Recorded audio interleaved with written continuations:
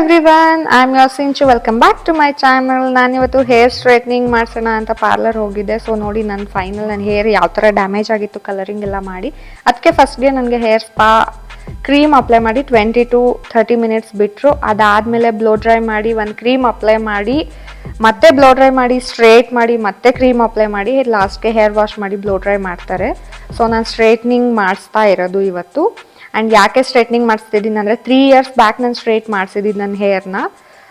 ಅದಾದಮೇಲೆ ಬೊಟಾಕ್ಸ್ ಮತ್ತು ಕೆರಟನ್ ಟ್ರೀಟ್ಮೆಂಟ್ಸ್ ಮಾಡಿಸಿದ್ದೆ ನಾನು. ಸೊ ನನಗೆ 100% ನನ್ನ ಹೇರ್ ಸ್ಟ್ರೈಟ್ ಬೇಕು ಅನ್ನಿಸ್ತು, ಅದಕ್ಕೆ ನಾನು ಮಾಡಿಸ್ಕೊಂಡೆ. ಇದು ನನ್ನ ಹೇರ್ ಫೈನಲ್ ಲುಕ್ ಹೇಗಿದೆ. ಆ್ಯಂಡ್ 2 days ಬಿಟ್ಬಿಟ್ಟು ನನ್ನ ಹೇರ್ ಸ್ಪಾ ಡೇ ಇತ್ತು. ಸೊ ಇದು ಅವತ್ತಿನ ವಿಡಿಯೋ.